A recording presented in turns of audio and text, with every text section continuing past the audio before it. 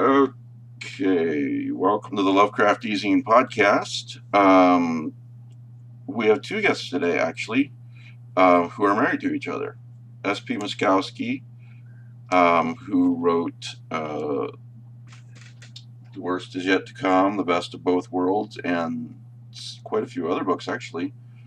And then this was a lovely coincidence. I wanted to talk about a little bit about Big Finish's new audio drama, Doctor Who: The Lovecraft Invasion. So after we speak with SP, we'll talk to SP's husband, Corey Herndon, about that. So hey guys. Hello. Hello. Good afternoon.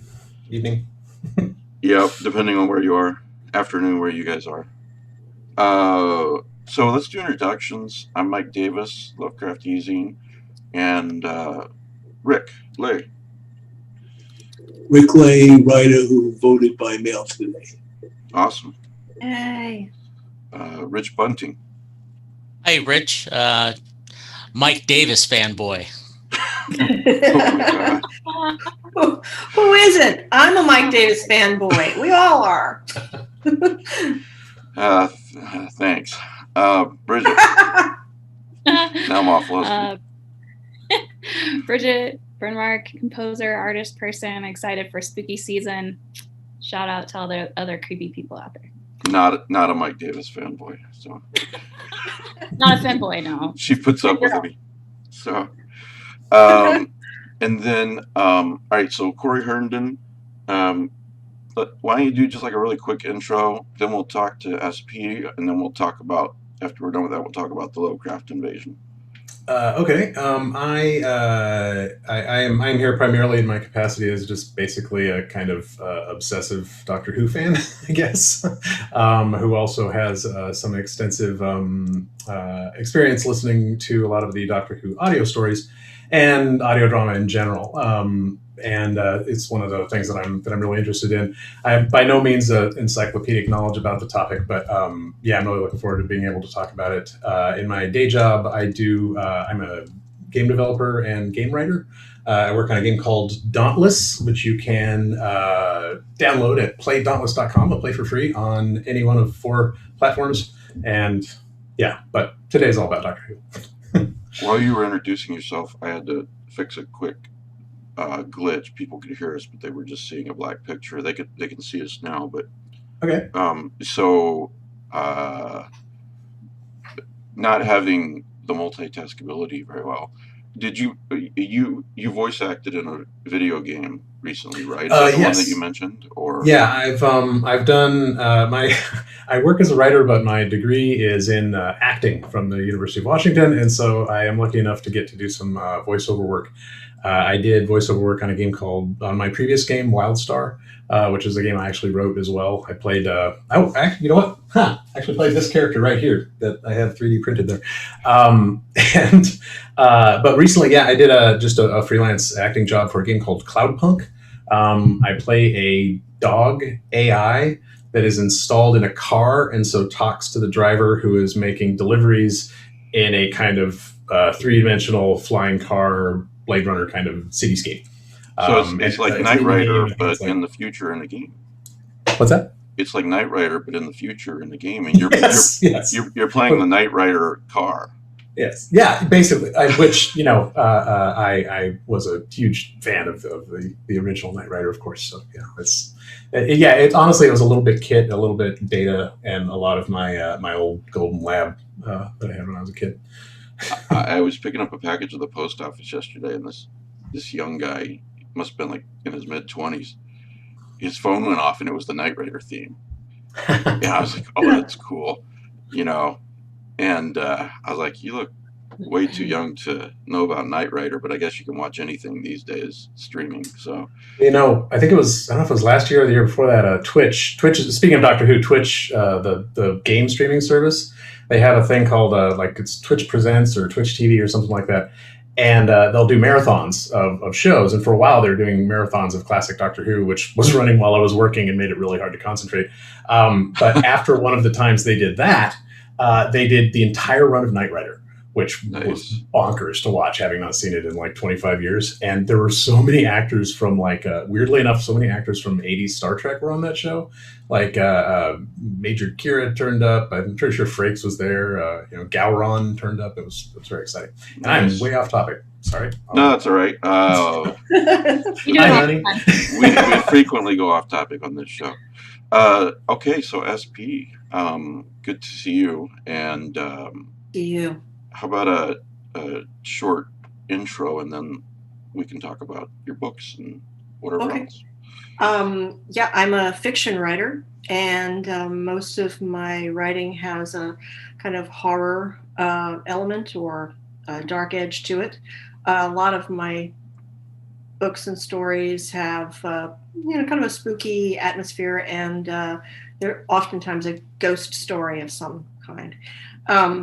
Several of my books are set in a fictional town in Washington State.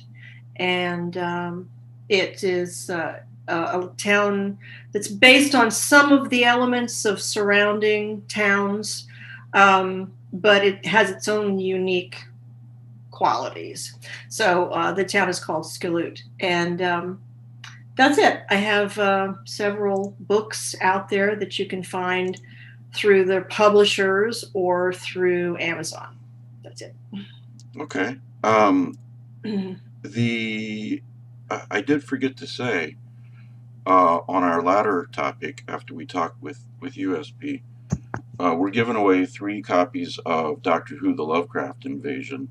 One of these copies is a hard copy, courtesy of James Harris, who's a fan of the show. And so, James, I appreciate that. Whoever wins that one, he'll send it to you directly. And then the other 2 are digital copies that Big Finish offered to give out for me for this show. So that was nice of them.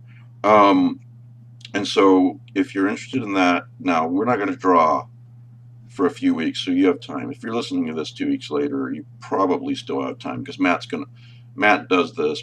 Carpenter, and he's going to be out of town for a few weeks. But just send an email to ezine, E-Z-I-N-E, ezineprizes@gmail.com. Matt manages that. And when it's time for the drawing, he'll randomly select 3 people and give it out to them. So there's that. And then just a quick reminder, thanks to all of you who help keep the lights on. You get extra stuff because of it on the Patreon. You can just Google Lovecraft Ezine Patreon, and you'll go right to it. So, Bridget's got some questions for you, but I just have one question real quick before she starts. The fictional, the worst is yet to come, The Best of Both Worlds, Knock Knock, and several other books are part of the Skaloot cycle. Am I saying Skaloot correctly? Yes. Okay, part of the Skaloot cycle. What is it about small horror in small towns with secrets, that kind of thing, that kind of theme, that readers and writers love so much? I mean, it's done so much. Stephen King's done it a lot, but yet it's not. You could call it a trope, but there really isn't too much new. It's the spin that the writer puts on it, in a way. So I'm not saying that in any kind of derogatory way, because I love that theme. I hear you. Yeah, I love that theme a lot.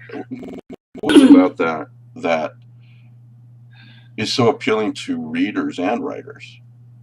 Well, I think in a small town, in a small place like Skaloot, you have this sense that you know everybody and you can see everything. You can, it's not a big place. You can travel around, anywhere and see everything. And yet that's not the whole story. So, I think the idea of this kind of the most mundane, the most familiar, the most comfortable places that we take for granted, the idea of that having some undercurrent, some possibly malevolent undercurrent to it is disturbing and interesting. Yeah. So I know that's why I'm drawn to it. I'm always looking at identity and at the way that we all, become hypocrites, the way that we all lie to ourselves and to one another. And so the idea, a small town is sort of the embodiment of that. It's this place that looks very, very pleasant, and yet, behind closed doors and late at night outside, strange and possibly dangerous things are going on. And I think that that's, at least for me, that's the appeal of it. Well, that's really well said. Yeah, I'd agree with that. I mean, it's so common that it was even in Buffy the Vampire Slayer, which is what drew me to the show a long time ago. And like I said, Stephen King and so many others have used it. If it's done well, I never get tired of it, and you do it well. So, Bridget, one of our regular panelists, is a big fan of Skloot, and you, I think. What questions do you have for SP? Well, segueing from Skloot, we read a lot about haunted places, haunted houses, even haunted towns, but in a way you make Skloot its own character. And I think it's interesting that you call it, or it can be called the Skloot cycle. It's not about any particular character or any particular event. So I wondered if you might elaborate on that a little bit, about the town being a character. I think that's something that I know exactly what you mean, and I think that it's something that's just come about. I started telling the first story with Knock Knock, and I only intended to write that book, that novel. And then when it was picked up by a publisher, Omnium Gatherum picked it up and published it. And the editor and publisher there, Kate Jones, said, is this part of a series? Have you planned a series around this? And I said, no, I hadn't really thought about doing a series, but I have notebooks full of material that I didn't use. I kept going in all different directions and thinking of new characters and characters related to the characters I was writing about. But I was very concerned about the book losing focus, because I was already covering about a 50-year period in the lives of 3 women. And then the last part of the book was a whole different generation. So I thought, I've got to keep this, I've got to stick to just their stories and the way that they overlap and the way that they see one another. They see themselves in a certain way, but the way that they see one another is sort of woven into that. So I started looking at it, and I said, I could actually map out a prequel to Knock Knock, a story that is concurrent with the action in the last part of Knock Knock, and a sequel. I had several things in mind, but a sequel that didn't include the same characters. It just alluded, the characters would encounter the history of the previous characters. So she she decided that was. Are you laughing at Kat? Yeah. Let me put her on. I was going to put her on the screen and mention that she wanted to test out. There she is. Hey, Kat. Hey, Kat. You wanted to test out Joe's iPad or new iPad or something that you just had. So. Right, and as we can see, the tab didn't quite work, so I'm trying the phone and trying to focus something on something else other than the mug. Is that poor animal smoking? No, you guys get the inclination. This is, by the way, the famous Gustav, V's younger brother, who turned up here when V vanished. So, and I'm having trouble seeing myself on the screen from here. You're fine. On the TV, that is. So I figured I was going to just give you guys at least something to laugh at. I had no clue it was going to be that confusing. I am sorry. I saw SP was talking, and then I saw her laugh in mid sentence. I knew exactly what she was All right, mission accomplished. I am now handing you back to the regular program. Okay. All right. Okay, SP. Kat, love you. So let's see, Skaloot. Yeah, so I did write those and those 3 books as novellas, and then when I started working with Journal Stone, they were just open to any ideas, but by the time I started working with them, I had sort of loosely formed some new stories that were tied to the same place, because I thought, okay, so now some more time has gone by. What if a family moved from Seattle to Skaloot and they encountered this thing and had no idea what it was? They don't know the history of the place. They don't even look it up online. They don't care about that. And we kind of find out why they're in this place, why they've come to this pokey little place over the course of the story. But I wanted to bring some people from completely outside and throw them into it. So it's, Bridget, in answer to your question, it's just kind of developed over time. Skaloot itself has this force, something happening. It just started out as an idea that came to me from Corey's grandmother. I had a bout of insomnia when I was staying at her place one time, and that's when I started writing the book. But they kept saying something about the place where he grew up, and they all said, and they would all laugh, they'd say there's something in the water, because there had been no girls born in this particular part of town for like 40 years. All of the kids that were, even if people moved there from somewhere else, the kids, when they had children, they only had boys. There were only boy babies. That is so and weird. I thought, well, that's really, okay, it's just chance, but it's kind of weird. And that was kind of playing through my mind. And excuse me one second. I'm sorry to interrupt, but you were saying you got this idea, and then you just said that when you started writing the book, you're speaking of Knock Knock, right? The first one? Yes. Okay. Yeah. All right, go ahead. I'm sorry. Thanks for clarifying. I kind of ran off on a tangent. Oh, and then there. to clarify one other thing, the best of both worlds is the one where the folks moved to Skaloot, right? The worst is yet to come. Okay. I've got it mixed up in my head. I don't know if these will show up backwards or frontwards on here. I don't know. It shows it front. You can at least see it's beautiful cover art. Yeah, they both are. This cover art is by Mikio Murakami. I'm sorry, I'm getting some information that the stream is offline. Oops. Yeah. What? It looks like. Boy, this has never happened before. All I see is the covers of the books. I'm watching YouTube on the TV at this point. It's just come back, I think. Okay, yeah, the viewer says now it's Yep. back. Okay. Skaloot interference, perhaps. Dun, dun, Oh, I dun. thought- Bonnie Sarah. Yeah, Mommy Sarah. She's such a brat. that is so weird. Can you add something to the weird? Creepy. Yeah, Speaking anyway, well, for the audio, I can edit that out. Ooh, Jeffrey Thomas is watching. So, Ooh. Oh. yeah. No pressure.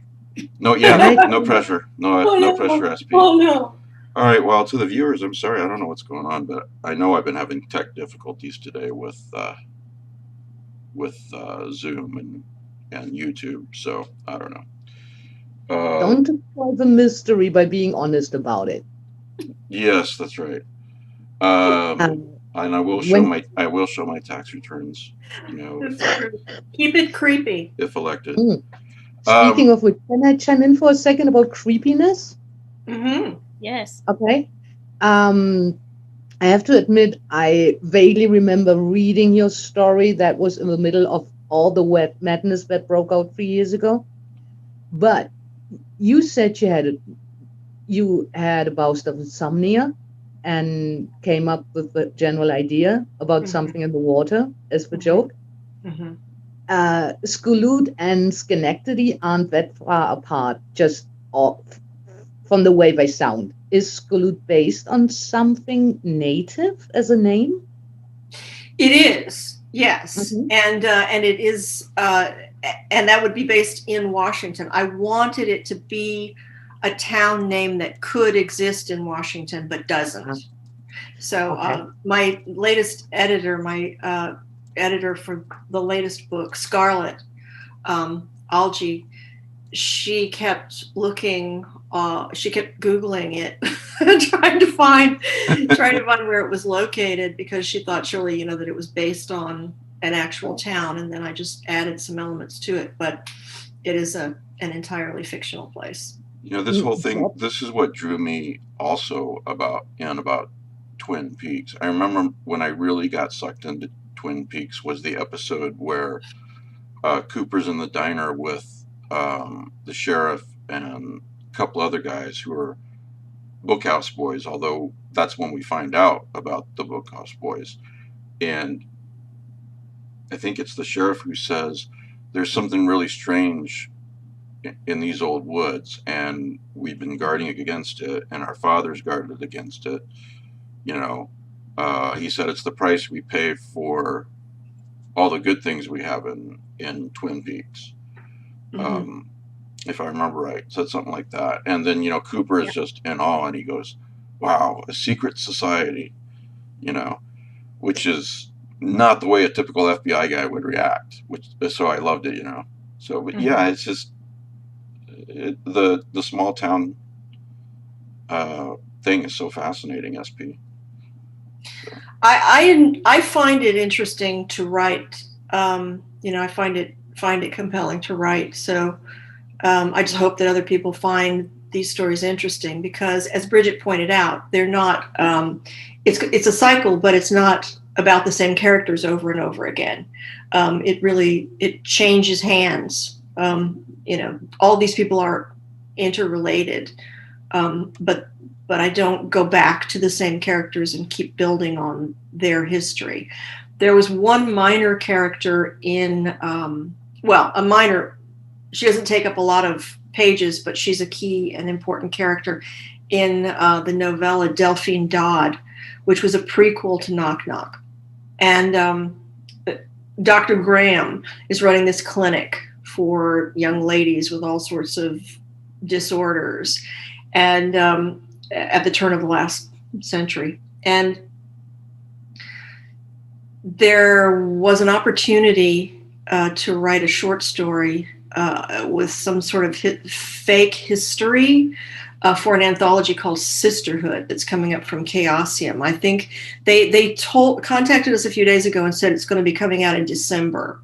So it's been a long wait for it, but Sisterhood is coming out from Chaosium, and it contains a story that I wrote as kind of the history of Dr. Graham's family. It harkens back to her childhood, how she sort of came to this part of the country, and has a little bit, it touches a little bit on what's going on the nature of Skulute, but it's not anything that has been obviously done before. It's not, the town is not built on an ancient burial ground or anything like that. It's not that. It's something that has gradually come to mind and that I started building on in that short story. So that'll be out in December in an anthology called Sisterhood, and the story is called The Resurrected. Well, I'm certainly not surprised that it's been delayed. 2020 has been such a weird year. Yeah. I don't even, weird has a whole new meaning now. Yeah. There's this really funny video, SP. I don't know if you and Corey have seen it. I played it for you guys, the panelists, one night when we did just a regular unrecorded hangout for the $10 and up patrons. We do that twice a month. Mm-hmm. So anyway, it's this YouTube comedian, and she's visiting her past self. She's like, her June self is visiting her January self, and her January self is like, I'm thinking such and such is going to be the defining moment for 2020, and her future self is like, the what? What? Oh, right, that happened too. Yeah. See, all this shit keeps happening. This year, 2020, was going to be the year, and this is trivial. This is so superficial and trivial and unimportant, okay? That's all we I'm talk not about. saying, oh, poor me, because this didn't work out. This is so trivial.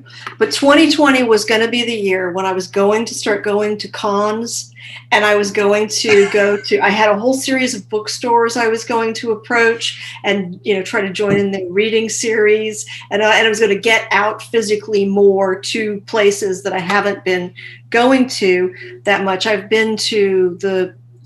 went to ReaderCon one time. I went to the World Horror Con one time, and I went to H.P. Lovecraft Film Festival twice.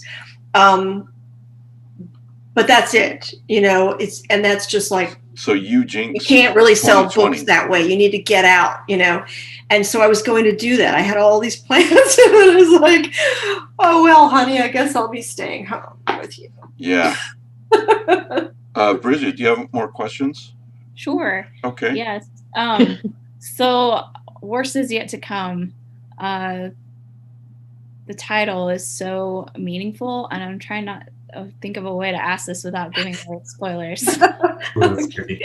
Maybe you can help me, but SP wrote the worst is yet to come, right before 2020. Yeah, I'm sorry. I'm so sorry. I'm sorry. Yeah, some people, they want to. They like a book that has a resolution, and then there's books that don't. And so they sure do. A lot of people do. I can tell you that having released this book, I can tell you a lot of people like things wrapped up at the end.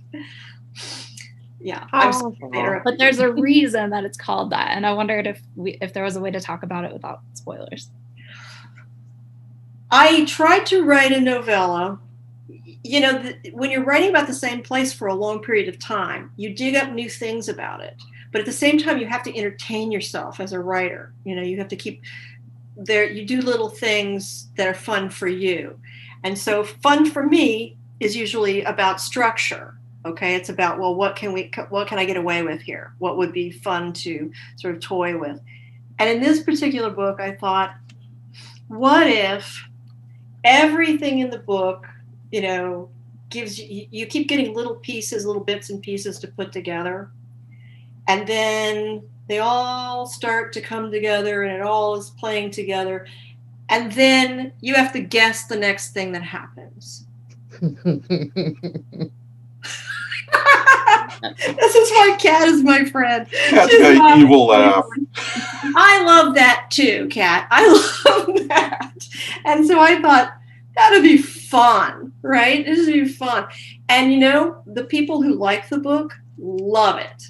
They just love it. And the people who are not into that kind of thing, they just can't say enough about all the things I did wrong. So that's okay. They don't know anything. That is okay. I remember I think the first thing that happened with this, because I do the same thing that Ellen Datlow does when a book comes out. When there's a brand new book, I'll go and I'll glance at a few reviews to get a sense of how it's being received, and then I'll retreat from that. I'll just, it's got its own life, it's going to roll, right? Mm-hmm. But I'll check out initially.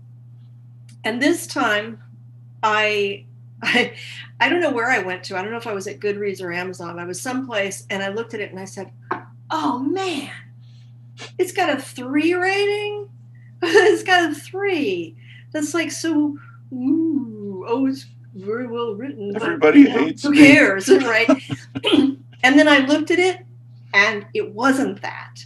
One person had written a 5-star review, and another person had written a 1-star review. I was like, yes, score. Well, because if they're talking about it, even or you're gonna there's always haters. Yeah, well, if they're talking about it, that's good, even if they don't like it. I mean, the book is being talked about, Exactly. I do remember, though, I'd like to say... I love that people are passionate about books, about what they like and don't like. Oh, yeah. Created a reaction. That's You right. hate it. I You remember hate it when enough to talk about it.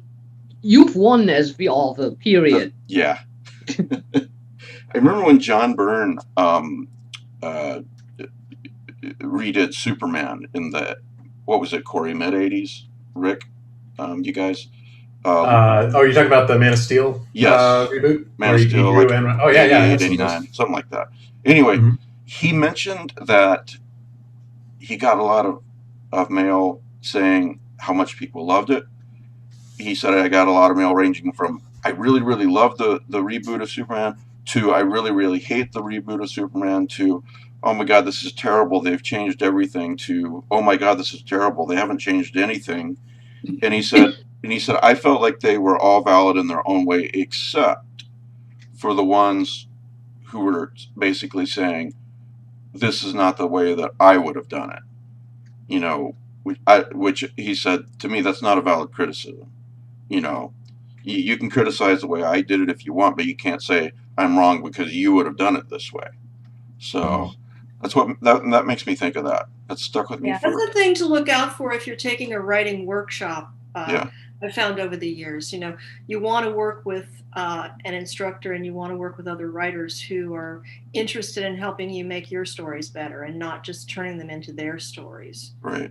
It can be a fine line sometimes, but you really have to sort of feel that out. Yeah. Yeah. It's like the number one rule of reviewing is what were they trying to accomplish and did they accomplish it? Right. Try to understand the context. Try to see what was attempted, if you can. I've never heard that before, Bridget. That's cool. Yeah, it's whether it's a movie, theater, book, or music, anything. It's like what was the creator trying to accomplish, and did they accomplish it? First of all, and then you can talk about maybe opinion. But wow, that is an excellent point. I don't know if I told this story before. I hope I didn't, but the last time I was on, but Laird Barron got this 1-star review one time that, no, it wasn't 1 star. It was a 5-star review, and he shared it with everybody online. And this woman was absolutely furious. She absolutely hated his book. And she went so far as to say, the person who recommended this book to me, they're dead to me. I'm never taking advice from them again. Oh my I God. hated everything about this. And then she went on to explain how the book worked and what was in it and what kind of story it was. And she gave it 5 stars because it was so good. It was so well written, but she hated it. Oh, wow. Yeah. That was pretty amazing. Which Laird book was that? Award. I can't remember. I can't remember, Mike, but I'll look it up. Yeah, that's Wow. interesting. No, but that's something that Joe and I talked about a lot. We'd usually agree on movies, either on loving it or him loving it and me hating them. And when it comes to movies or to books, sometimes they're perfectly written, they're amazing, and it just doesn't work for me. Right. Yeah, there's And- some movies like I that mean, in that's- books that I think absolutely accomplished what they wanted to accomplish. You know, like the end of The Mist, the movie. I think The Mist is an absolutely great movie that I will never, ever watch again. You know, especially because as a parent, I cannot handle it. You know, but that doesn't mean it's a bad movie. It means that, you know, I can't take it. Yeah. So, Yeah, absolutely. There was a time, I mean, my kid was 13, 14, and there were just some movies where they were talking about kids of that age being kidnapped and stuff. I just went through a time period where I'm like, I'm sure it's probably a great movie, but I'm not watching it. Right. But I can watch it now. But that's obviously not a credit or discredit to those films at all. It's just, yeah, I have a real problem with any kind of story, movie, book, whatever. As you well remember, SP, we go off on so many tangents. But that I can't take it if they're being kidnapped, restrained, you know, child or adult, anything like that. Yeah. Even though on the face of it, I can see that this is a good, you know, TV series or movie or whatever. Yeah. But I can't hack it. So It's an important distinction to be able to make when you're evaluating books, films, any art form. When you're looking at a work, your personal feeling and your evaluation of, how well it's done. Okay, this is an accomplishment. I can see why people would love it. I don't. Yeah. But, that's very important to just make that distinction. And then, other people know that there's a lot of quality to the work, or, maybe it's not very well made. Maybe it's very poorly made, but it's something that you love. It's dear to your heart. And, being able to know that, being able to look at something and say, wow, this is kind of a mess, but it really, for lots of reasons, it hit home with me, being able to say that too. Yeah, that's true. There's a lot of campy stuff that I like. I know, Rick, you're the same way. Pete is. I like B movies. Yeah. Yeah. So speaking of reviews, there was one for Worse Is Yet to Come that was like, well, it was really great until it got all political. And yeah, exactly. Like looking at the story though, like it's really important why you did get political in that moment, because you were talking about why that family moved from Seattle to this small town, and their political feelings and dare I say maybe a little holier than thou attitude is important that you establish because of what happens later. Thank you. Yeah, I felt that way too. And it was funny to me. It's funny to me whenever anybody, says that about any of my work, because usually one of two things will be happening if I've put in something overtly political. Either I'm touching upon it briefly to give context to the situation, or and to show who's on what side, and then that will play out in its own way later. Or it's to take you in a different direction. It's a sleight of hand attempt, whether it works or not. But in that case, in the case of The Worst Is Yet to Come, I thought that it was important to establish the mindset for the people who had been living in this town for a while, and what the people from Seattle were bringing to that. How they clashed and why they clashed, and how they saw themselves, the kind of people that they thought they were and that they presented to the world. And then you find out various things about them that that vary from this idea of them that they've been concentrating on, this idea of the kind of family that they think they are. Yeah, absolutely. And it's important for us readers to make the distinction that just because an author is talking or telling a story about politics or anything really that can be a trigger, that's not necessarily their feelings, part of the story. Yeah. So. Yeah, it's fun. It's really funny, and there are people who can make that distinction, and people who are still working on that. The one of the books that I wrote that's not based in Skloot is called "I Wish I Was Like You." It's set in Seattle, and it's about this young woman who just wants more than anything to be a writer, and she keeps failing and failing and failing and failing. And at least a couple of people have wrote to me after the book came out and said that they had such sympathy. They really understood me, and all this stuff. And oh my God. I think, I've kind of been kind of the opposite. Pretty sure you're not a failure as a writer, SP. What I've gotten, and I've been very fortunate, and I'm kind of think you're maybe confusing me with my character.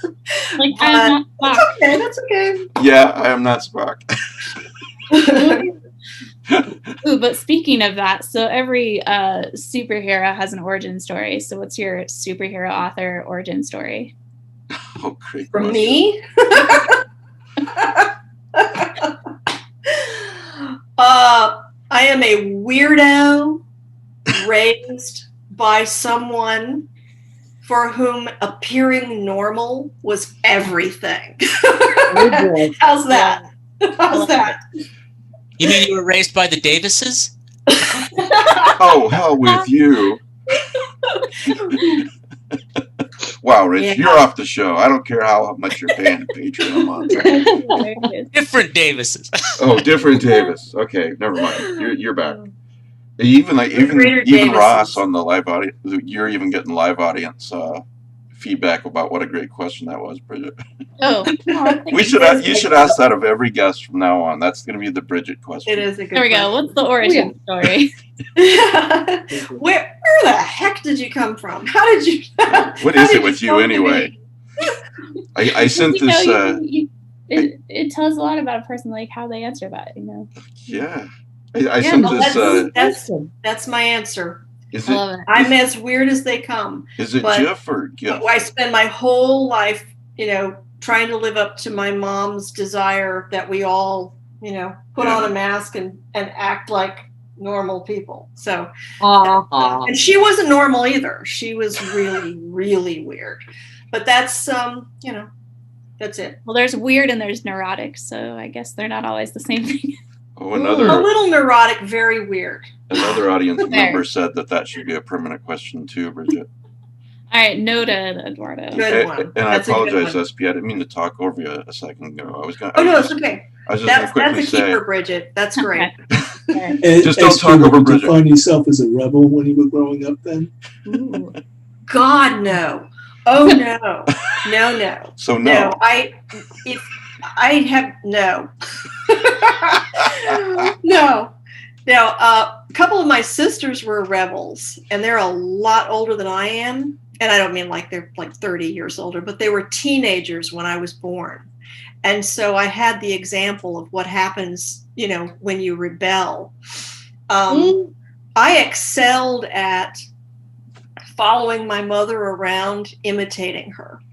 And she thought that was so funny that a lot of the conflicts that she had with my older sisters, we didn't have, because she found that I had the same sense of humor that she had. So I would say I was not rebellious at all. I was just weird. I was just different, and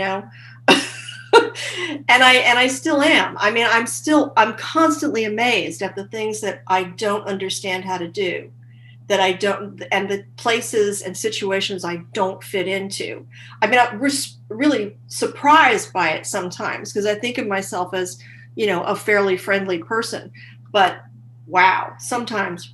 Oh, SP, what this makes me think of is I recently read an article. I don't have it in front of me, so I won't get everything right. It might have been Spain or somewhere else in Europe, but this kid was abandoned by his parents decades ago. This is a true story. And he was actually raised by wolves. And I stumbled across this when I Googled the HBO show Raised by Wolves. But he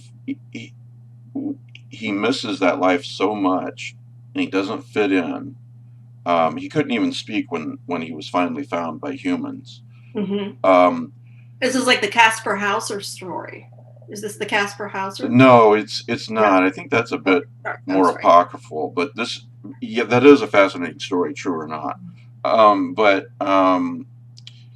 What made me think of him just now is he said people sometimes make fun of me because I don't understand about sports or this or that or the other, and he goes, my psychiatrist, and they would say things like, paraphrasing, you don't know very much, and my psychiatrist said, but you know so many things that they don't know,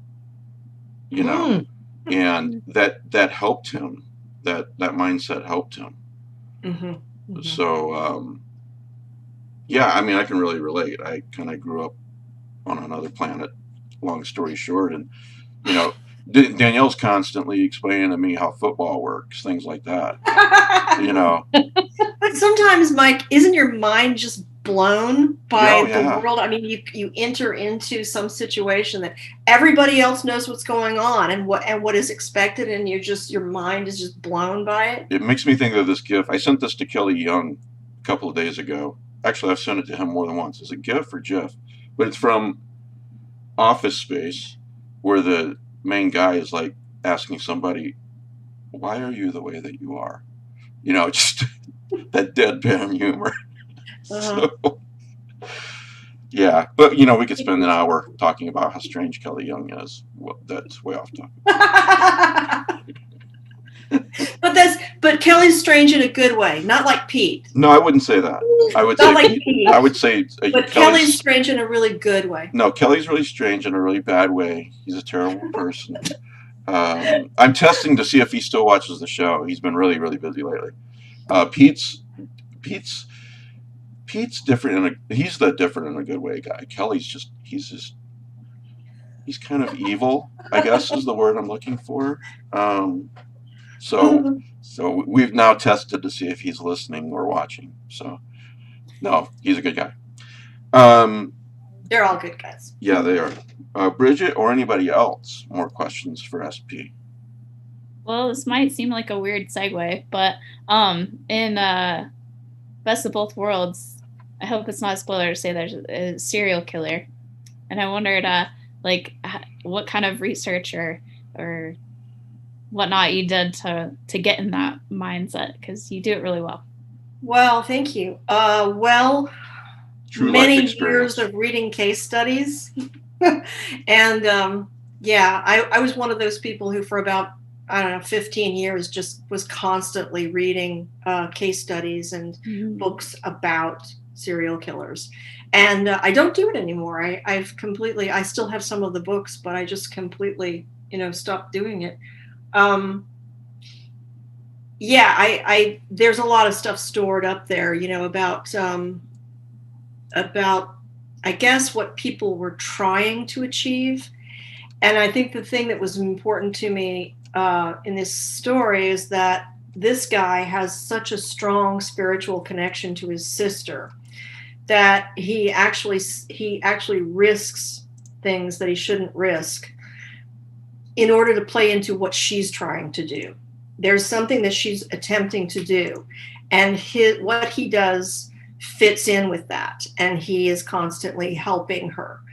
So it's a very complicated relationship that they have. And I just wanted him to sort of be his own thing, his own person. And so I didn't go back and reread anything or, do any new research. I had a lot of old, case studies that I had read through over the years. Okay, well, I was going to guess that you got it all from Corey, but maybe not. Doesn't he look dangerous? Oh, yeah. It was the first thing I noticed about him. That was the attraction. I said, that guy is dangerous. Do you have a Harley, Corey? Oh, no. I'll do you one better. Not fair. I didn't know we were doing masks today. I didn't either until I got this in the mail yesterday from David Del Cole, another Patreon and viewer / listener. Thank you, David. Also sent me a couple of Laird Barron books that I had in Kindle, but not hard copy. So I'm very happy about that, actually. Yes. Yeah, thank you. And then, oh my God. Here's my mask. You have a bat. Oh, your cat. Woo! And for those listening, the SP's What about the Velcro? Yeah, SP's COVID mask is a Batman insignia. So, and David Del Cole sent me a Batman mask for those listening and not viewing. So, Well, Corey was wearing a red hood, which was the original identity of the Joker. that's why I put on the mask. That's why I put on the Batman mask. I thought of the red hood. Yeah. Yes. Is this really the point where I have to go out and get my yellow sign COVID mask? You have to get the Yeah, we should colored have mask. Somehow it turned into show and tell masks. King in yellow. No mask. No mask. You remember that, don't you? To me again, Davis. You know what she did to me with that tweet. It was back That wasn't funny. when everyone was. It was back when. Well, it's still going on, but much more when people were saying, how stupid wearing a mask was, and the other people were saying that if you care about others, wear a mask so you don't spread it in case you have it. So I just wrote on Twitter and Facebook, no mask, just double meaning there. And so then, Kat, what happened to freak you out because I did that? What happens is my phone is set up for the viewing impaired. Right. So whenever something happens, it's going to go Facebook, Mike Davis posted in Lovecraftians and message group or whatever. And usually when it's turned off, it will only give me an acoustic hint of what happened, email, Twitter, whatever. And out of the blue, the damn thing only reads out your tweet. No announcement, no bleep. And it's lying on the kitchen table. And all it's doing is saying, no mask, no mask. I said, And this is in the middle of the night, wasn't it? It was relatively late, and I had been thinking about the beast all day long and had just finally managed to get away from it for a few minutes. And had done something directly related to it. And all of a sudden, the thing goes off, and I said, you're kidding me. And I look at the phone, and it's laying there innocently with a dark screen. It's like, I didn't do anything. It's been the longest 15 seconds it took me to unlock the screen and actually check if that was a tweet. And that it happened to you, of all people, the King in Yellow's wife. Uh-huh. So what is well, that? everything else passes me by. It's like everyone has face masks. Yeah. And it takes Chris Colley, of all people, with a totally unconnected photo. It's like, where did you get that mask? Oh, that's Chaosium. All right. And all of a sudden, everyone is, oh, I have the mask too. Yeah, forever. It's like, and no one bothered to tell me. I could have run around for weeks spreading madness. What? And all I had was a surgical What mask one. are you talking about? Give me a second. Okay. If you Frankly, said hate kids. You be Yeah. good, Gustav. if you said I No missed. dirty jokes. Okay, so Bridget or anybody else, more questions for SB before we move on to her husband, Corey? No? Corey, do you have a question for mask. SB? I was just like, I don't know, should I ask? I have a last question about Skaloot. Okay, so it's each book is more about the town than and I'm saying this wrong. It's not it doesn't sound like to me, I've read them, but it doesn't sound like to me, if you haven't read them, that you necessarily have to read them in any sort of order, or would you disagree? I would say that you could read Knock Knock and the three novellas that came right after it, Delphine Dodd, Astoria, and In the Light. You could read Delphine Dodd first, but you probably would want to read Knock Knock before you read Astoria and In the Light. You can read The Worst Is Yet to Come and The Best of Both Worlds as a set separately. Like you don't have to have read Knock Knock to read The Worst Is Yet to Come and The Best of Both Worlds. And then if you want to go back and read Knock Knock, you can. So they kind of break down that way with Knock Knock and those three novellas, and then as one set, and The Worst Is Yet to Come and The Best of Both Worlds is kind of another set. Okay. All right, that's good to know. So, better late than never, Langan. Well, I thought I would give SP a chance to elevate the tone of this show Before you brought it up. before I showed up and just dragged it back down to its usual level, right? So, German Godzilla's here. German Godzilla's ready to rumble. Yeah, about a week ago I tweeted, German Godzilla is forever. You're All gonna be right, very see, surprised look, and when there's you hear Corey's this. got Come what, on. like Canadian? Is it Canadian Godzilla of Godzilla? undetermined origin. I don't know. I think I got it at okay. a garage sale or something when I was a kid. I like the thought though that he's like Canadian Godzilla. He's very polite. He's like, "Oh, I'm so sorry, I'm destroying your city." Eh? We came prepared this time around. Oh, nice. That's a fabulous Godzilla. Nice. Yeah, he's got some. I don't want to go for the obvious joke. I'll just say he's got some ornaments there. Oh, you can God. go for Yeah, what you brought it down quick. I tried. I told you I'm here. Bang! We're right back to the Lovecraftians' usual level. Yeah. You forget, I was part of this panel for quite a while. They've already infected my mind. It's too late. I'm This is sorry. not high tone You're stuff welcome. Okay. All right. Wait, I do have a question though about the new books. Okay. So is there going to be a third or a fourth? Or do you feel that those two make enough of a There's set another together? one. Yeah, I think there's another story that goes with those two. I mean, that follows those two. Yeah. Okay. All Yeah, right. and then the story that I was talking about earlier, the origin story for Dr. Graham from Delphine Dodd, that story, The Resurrected, is something that I'm planning to expand later. And I don't know if that's going to end up being a novella or a novel, but it's very, it's not entirely taken shape in my mind yet, but I'm working on it. Excellent. Oh, it's going to be a novel. It better be. If you say so, Kat, it will be. No, I'm just channeling right now. You know this. Was that Cat or was that the giraffe? I'm not sure. It was sort of an amalgam of both, I think. It's voice of Cat through Gustav. So okay. Gustav is just here for the nasty jokes and weird side comments. So well, then he's here for 98% to the right place, of the show, then, Gustav. Yeah. All right, so I truly mean this. All kidding aside, if you're a horror fan, if you're a fan like a lot of horror fans are of this small town with secrets theme, that sort of thing, really do, pick up the Skaloot Cycle, S.P. Muskowski. You can, like S.P. just said, if you missed it, you can start with the newest ones. The worst is yet to come, and the best of both worlds as a pair of sorts.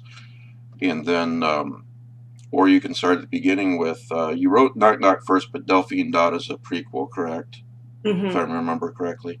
You can do it in that order too, or whatever. But if you like that theme, you should read these books. Thanks, Mike.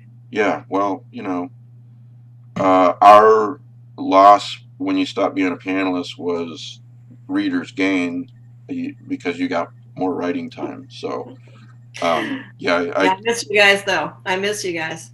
Well, you're always welcome. But I do miss you too. But I'm glad that you have more time, to write these books. I mean, I just love that theme so much. One last question, and we'll talk to Corey. So many of these have been indirectly these kinds of stories have been indirectly influenced by Twin Peaks. And Twin Peaks was in Washington State, and you're in that same area somewhere, mm-hmm. right?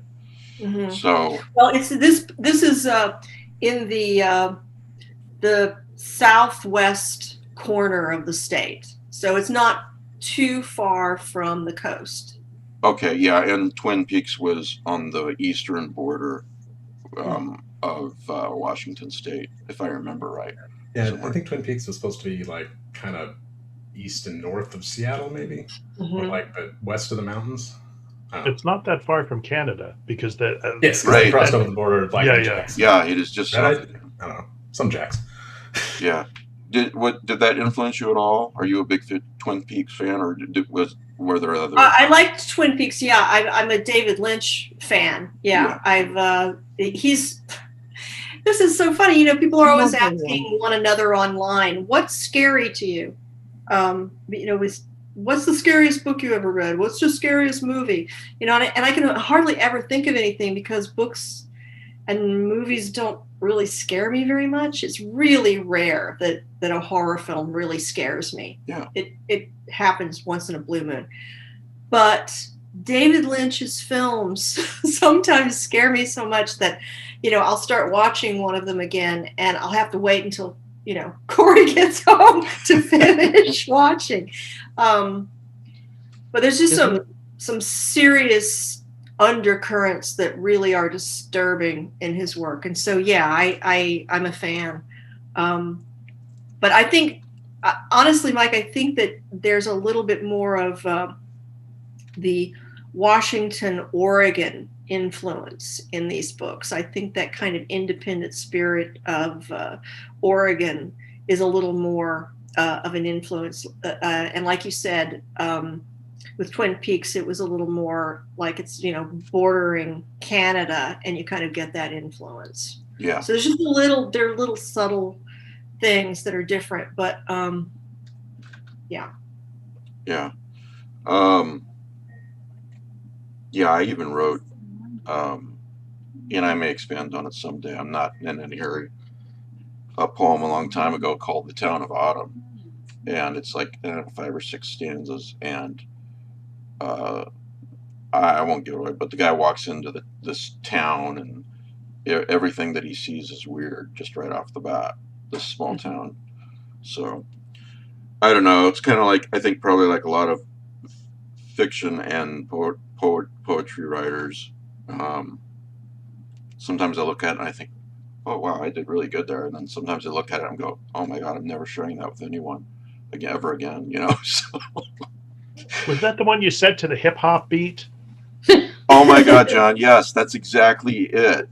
Yeah. I mean, it was an interesting experiment, I thought, and I guess it had some minor success in the clubs, right? I mean, well, it's like Bridget said before you came on. What was the author trying to accomplish, and did he accomplish it? And, you accomplished something, yeah. I mean, yeah, exactly. Whatever right? I accomplished, was like, whatever remember, it accomplished, I'm going to say yes. That's what I was. That was the autumn dance, the dance of the autumn leaves swirl. Yeah, it was crazy, man. It was crazy. A lot of college kids like that, dug that crazy stuff. Yeah, I influenced a whole generation with the 3 people who've read that. Yeah, so yeah. So okay, all right. So S.P. Muskowski, Skloot Cycle, and she's written other books too. So please read her. She is definitely not the character in I Wish I Was Like You, because she is not by any stretch of the imagination I'm not a failure dead. as a writer. So, I'm not wait. dead. Wait. I have a very last minute I wish I was like you question. Okay. Was Kurt Cobain murdered? Oh, I'm not going to say. Because if you follow the conventions set up in the book, you'll have right. Well, I mean, like in theory, right? But like I was like, is that something I don't know about? You know, like is there like a whole kind of secret lore about that you're tapping into with that? Oh, there totally is. Okay, all right. Documentaries about it. People have been going on for years and years. So it's kind of a little inside Seattle joke, really. Okay, all right. So that didn't solve anything for me, but thank you. Thank goodness. Okay, so thank you, SP. Are you hanging around while we talk about Doctor Who with your husband? Oh yes, I'm going to mute myself and listen to my husband talk. Okay. So Big Finish does a lot of Doctor Who audio drama, and they just released one called. Oops, let me put you on the screen there. Hang on, Corey. Leave that up there. Yeah, Doctor Who: The Lovecraft Invasion. Yes. It's available digitally, and it's available as a CD, I believe, too. We are giving away 3 copies, 1 hard copy, and from James Harris, and thank you, James, and 2 digital copies from Big Finish. So thanks to Big Finish for that. Corey, you've listened to it several times now. Okay, so I learned something very important today. People are always asking me, so you talk about books a lot on your show. What's a good way to review a book? And I'm like, I don't have a fucking clue. I write terrible reviews. I got a lot of people who follow me. So if I say that's a really good book, that's my review, and they go read it, and they say a lot of the time, yeah, you're right, that's a really good book. So I can't write it. But okay, so did Big Finish accomplish what they wanted to accomplish? Is this a good audio drama? Did you like it? Yeah. I think it definitely is. It's going to be really an interesting take for people, I think, who know Lovecraft, I think, better than maybe the average listener. But they do a pretty good job of also kind of filling in the gaps and explaining who the various characters are and that sort of thing. Big Finish has been doing Doctor Who audio for 20 years now. Actually, 2019 was their 20th anniversary. They started in, or maybe, well, that's what they called their 20th anniversary. They started in late 98 with a Doctor Who spin-off story about a character called Bernice Summerfield. But yeah, over the years, they have the main spine of their Doctor Who output has been what they call the main range, which I think they're going to start calling the monthly range now, or monthly adventures.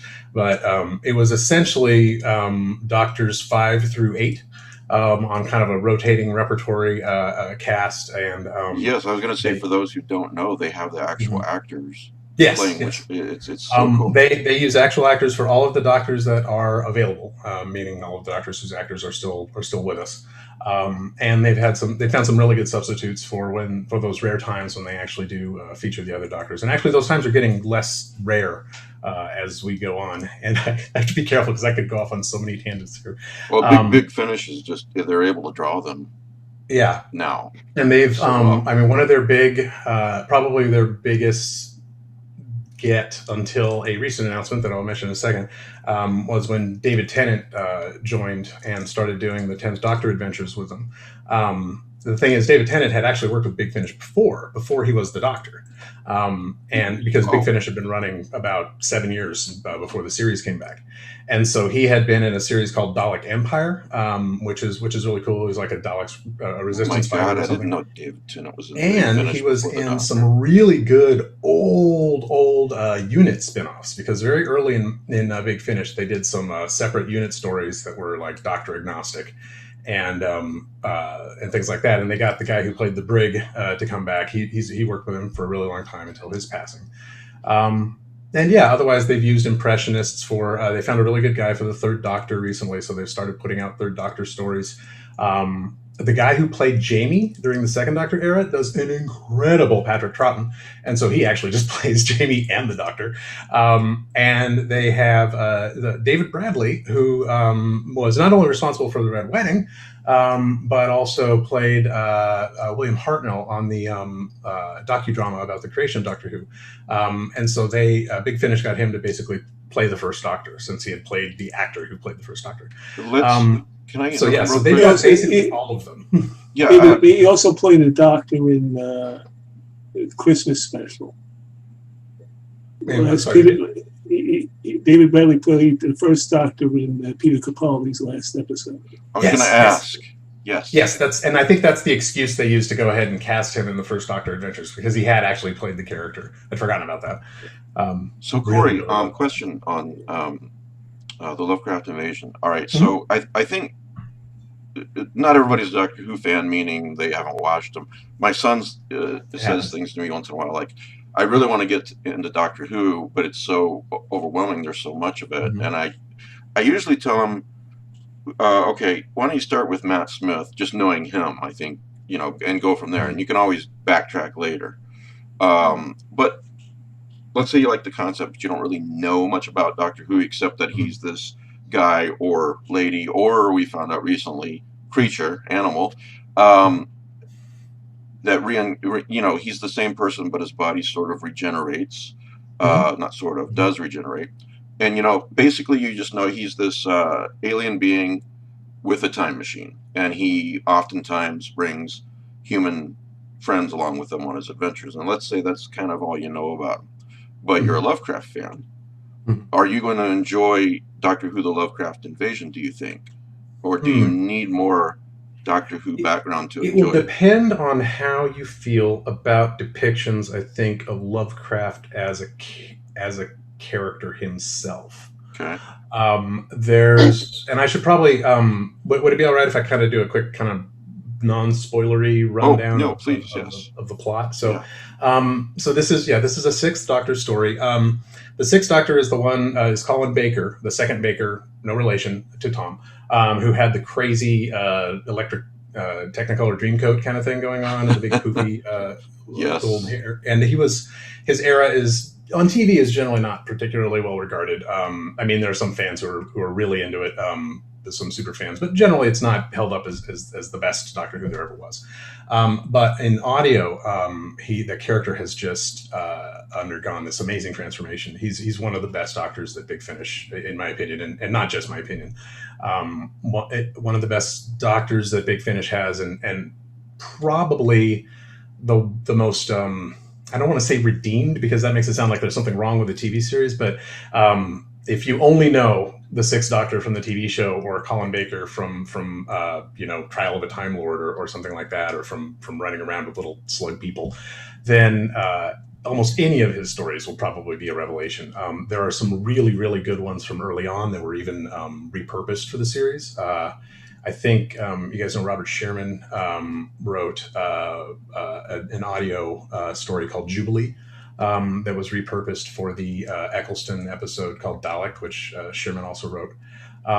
And so it's cool because a lot of the people currently working on Doctor Who were listening to all those Big Finish audios. And in fact, the guy who currently does the voice of the Daleks is one of the executive producers of Big Finish, Nicholas Briggs. And he did the Daleks on audio, and then they hired him to do the Daleks on TV, and he is still the Daleks. Yeah. I think he's also the Cyberman. And he's definitely the Judoon, those rhino-headed guys from the 10th Doctor era.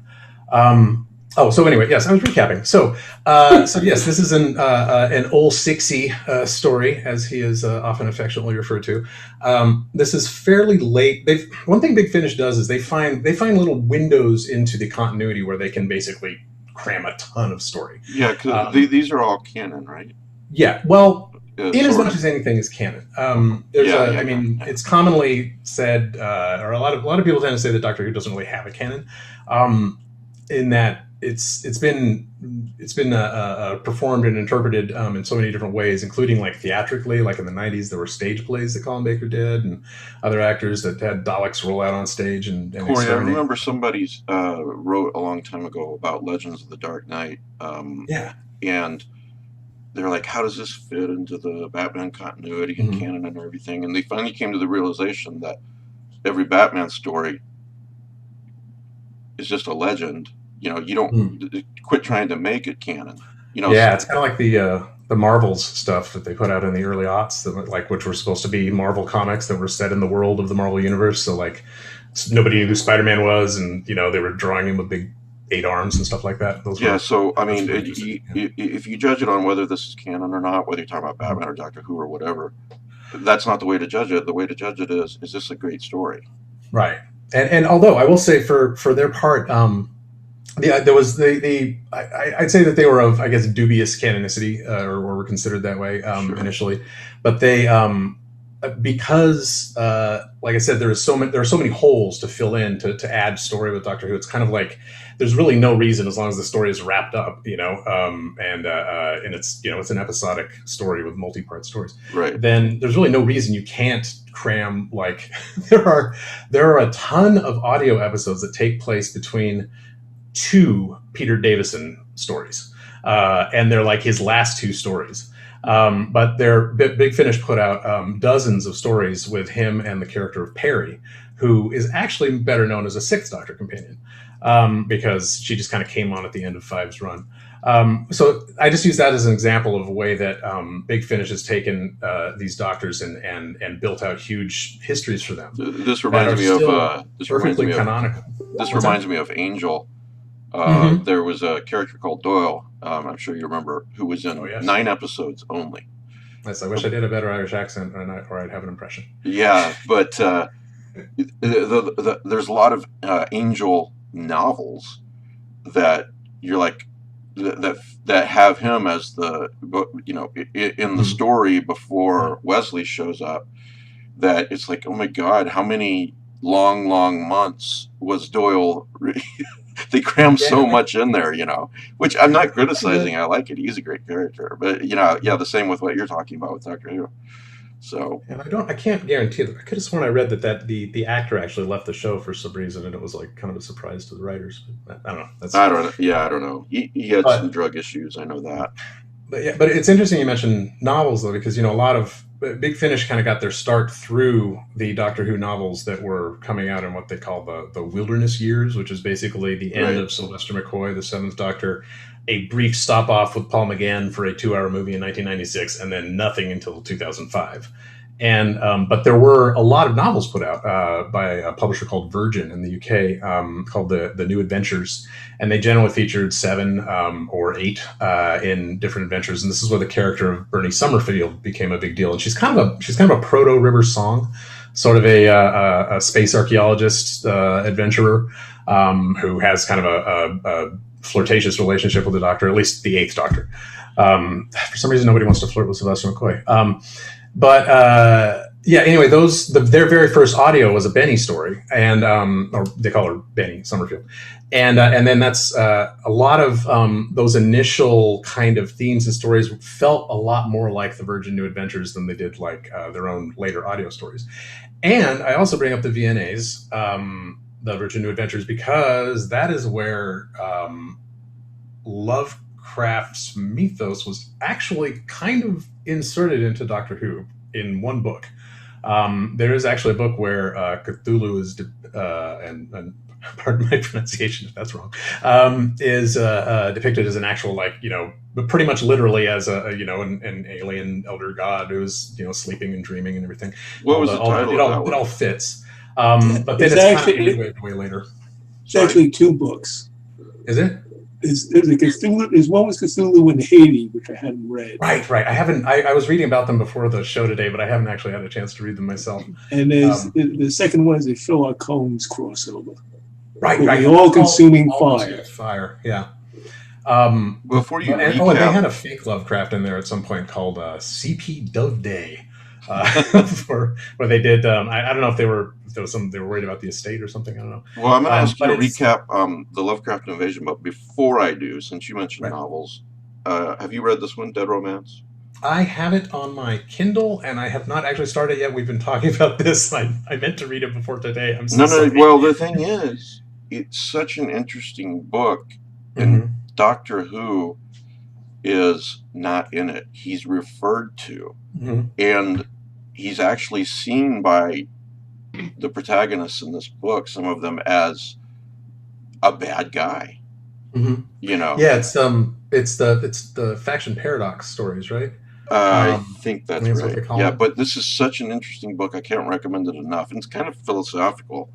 Doctor Who fan, and I didn't know it had anything Doctor Who when I picked it up for $1 at a used bookstore a few years back. But I picked it up because I looked to the back and it said, all right, let's start with the basics. The world ended on the 12th of October, 1970. And I was like, oh, Christ. Okay, yep. I'll buy that for $1, as they said in RoboCop. So give us a spoiler-free synopsis of Doctor Who: The Lovecraft Invasion. Sure.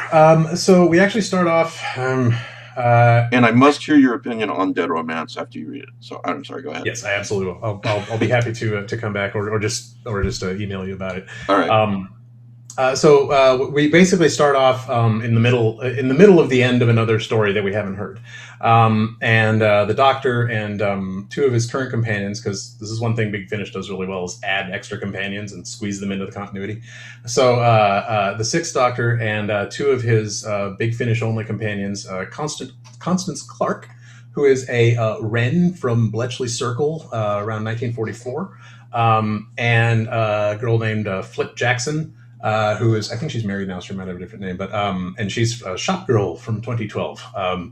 And so they've been basically running around with the Doctor for a while. And as we start off, they're chasing this alien, this incredibly dangerous alien mind weapon. And they have this 51st century bounty hunter with them who will become important later. They chase this thing. This thing is able to travel through time, and they chase it all the way back through time. They pass through a few familiar Doctor Who eras, like, the mid 80s and the early 70s. And then they end up in Providence in 1937.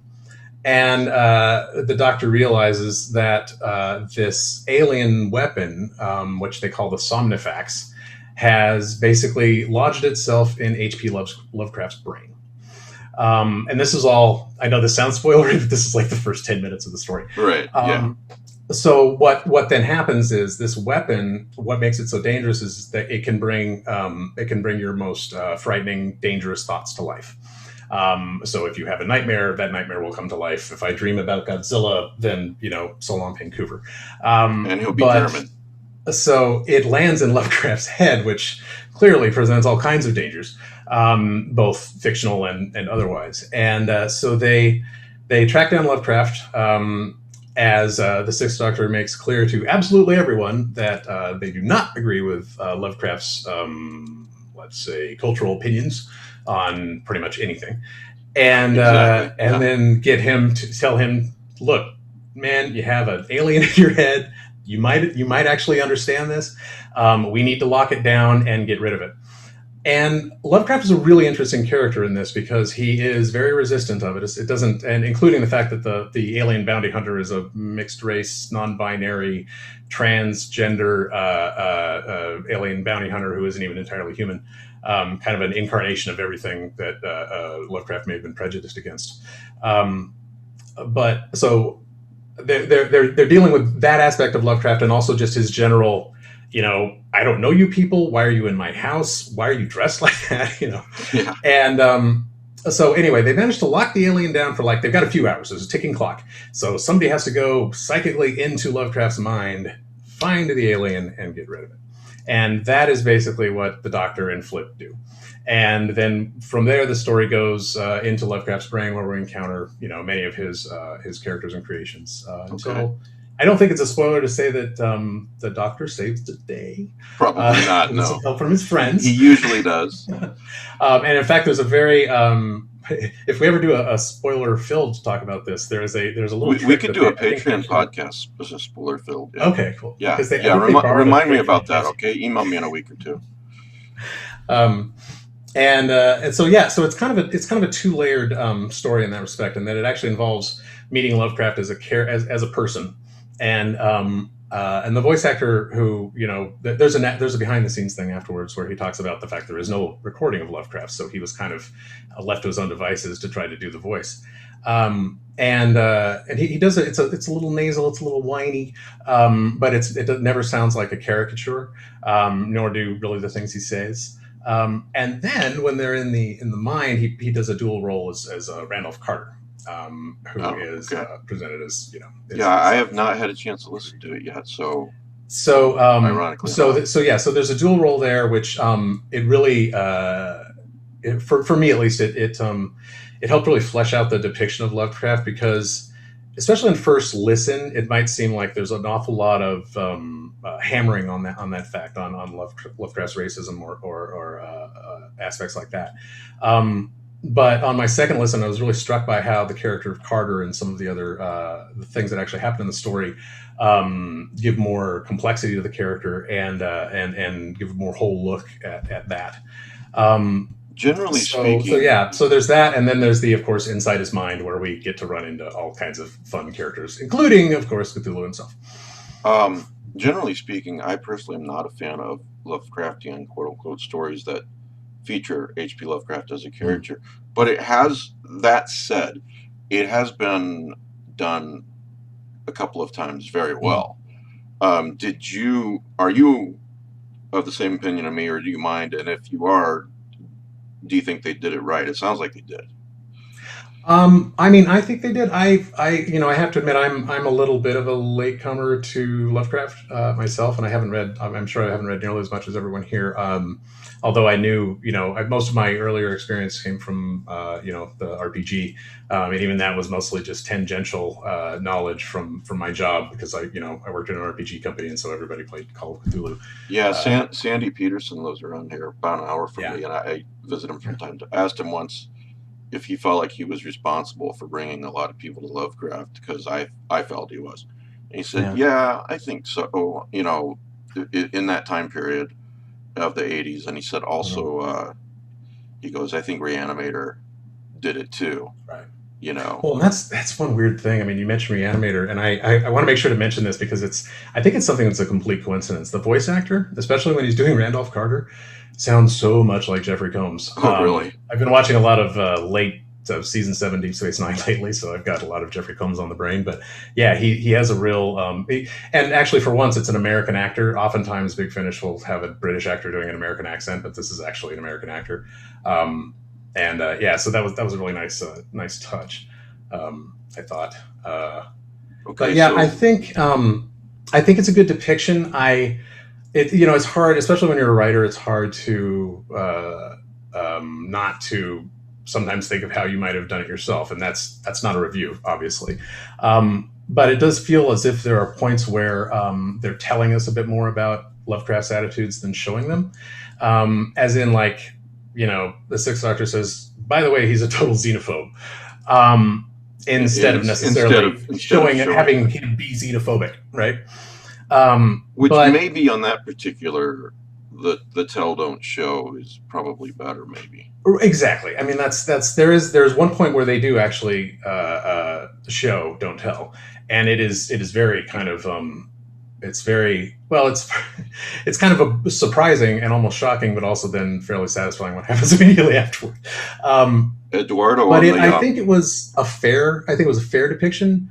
I do, like I said, I do think they did do a little more telling than showing there. yeah. But it's really interesting to compare it to. I don't know if you're familiar with the 11th Doctor episode, Vincent and the Doctor. It's pretty well known. One of my favorites. In fact, when I was interrupting you just now, I was about to say on the live show, Eduardo, excuse me, says this reminds me of the Van Gogh episode. I think the series as a whole does a good job of portraying historical characters. Yeah, it's you, almost the anti Vincent the Doctor in some ways, because I mean, there's they do tell that, like Calypso Jones, that's the 51st century mixed race transgender bounty hunter. Sorry, also non-binary. Who she basically just reads Lovecraft his Wikipedia page to him, and that's great. And so he gets to find out that his work actually is successful, and he's actually very well known, and he's very that's but then like she says, the Van Gogh thing, yeah. But then she says they also published your letters, and like all of them, and he gets really, I mean, perhaps understandably takes some affront at that, but also. It's kind of like, and we also know that, we know more of your private side as well, not just your public side. So it does feel like at points that there's a lot of just, dressing down of Lovecraft, but he kind of, he does in some ways kind of dish it back a bit. And so I was calling it the anti Vincent and the Doctor in a way because, like I said, he does learn that he is more successful later, but at the end, now I'm spoiling it. Okay, yeah. There's sometimes it's hard to talk about something so interesting without. Well, it's really hard for me not to spoil. We know it's set in 1937, so if you know what happens in 1937, yes, he dies. Yeah. Well, yeah. Oh, that's. I mean, it is pretty clearly stated fairly early on that basically, this is 2 months before his death, But since that apparently came on fairly abruptly, it's not a huge topic. The interesting one of the things I have notes here, so I will stop just rambling like a crazy person. While you look at your notes, can I ask a quick question? Sure. Okay. And I'm sorry for butting. I'm sitting here. I'm desperately trying not to laugh too loud because I can't reach the mute button on the phone. I'm sorry. You talked about Randolph Carter being a big part as soon as they go into Lovecraft's brain, as in dreamland, more or less. Correct. And you talked about dressing down Lovecraft. How does Randolph Carter try to, as a character, be used to redeem parts of what he did or said? You seem to mention something earlier. But... I'm very glad you asked that, Kat. That's because that's actually something I wanted to talk about. One of the ways, because especially if you go to the Doctor Who subreddit, you might find some folks that didn't really catch this. But for me, one of the ways that a lot of complexity was added to Lovecraft as a character in this story was how Randolph Carter was depicted. He's heroic. He is presented as Lovecraft's alter ego, but he has none of the attitudes. That's why I'm asking. He's his dreamland alter ego. So I wouldn't know if I necessarily call it redemptive, but it was a really. I thought it was a really smart tack to take with that character, so that for one thing, so the voice actor gets to do this kind of adventurous investigator character, but it also it really helped balance the different sides of Lovecraft's personal character. I think that they were. That's a great question, Kevin. And I do want to make sure to mention there is a point where Randolph Carter learns that he's a fictional character and gets really pissed off at Lovecraft for making him a war veteran because he's like, that was hell. Why would you do that to me? Did you ever read? I'm sorry, but that's such a fascinating. I don't know if it's even been used enough to be called a trope, but Dan Simmons Mhm. wrote a novel called The Fifth Heart. Oh, I haven't read it. Yes, it's absolutely worth reading. It is a wonderful book. That the Sherlock one? That's the Is that- Sherlock Holmes one. Say Yeah, Fifth let me, Heart? the elephant in the room. I don't agree with a lot of Dan Simmons' opinions, but we're not talking about that. We're talking about the book. And, well, as a side topic anyway. Another Lovecraftian side tangent. Anyway, this is not a You're spoiler. reinforcing something I'm about to talk about. Yeah, this is why I picked up the book in the first place. This is not a spoiler. It says about the book at the beginning, Sherlock Holmes is going to kill himself because he is just using his powers of observation and his mental abilities. He's just deduced that he's a fictional character. Wow. And he meets Henry James, who's about to do the same, kill himself as well. So it's in that time period, and it's just, I think, what a cool theme that is. Yeah. It made me think of that. I'm sorry to go off topic, but it made me think of that when you said that about Randolph Carter and them telling him that he's a fictional character. And it's you said it. It's just not what you want to hear on a Monday. No, it kind of is a trope within Doctor Who. I mean, going all the way back to the second Doctor story, I think. There's this place called it's the Land of Fiction, and it's essentially you're in someone's mind, and this is the old black and white. So it's Fraser Hines and Patrick Troughton, and I think it's a Zoe episode. And I can't remember the actress's name, but it's it's a lot like that Star Trek episode where they run into run into the White Rabbit and Lancelot or whatever. Oh, I thought you were going to say Moriarty. Okay, yeah. No. But that was done with Moriarty too. Moriarty found that in the holodeck that he was a fictional character. Yeah. So the idea of these fictional characters coming to life and even maybe learning that they're fictional, it goes all the way back to that within Doctor Who.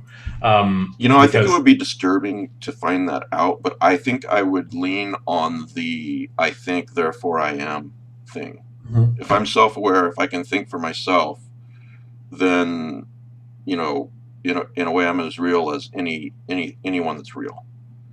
Are you sure these are your own thoughts, Bo?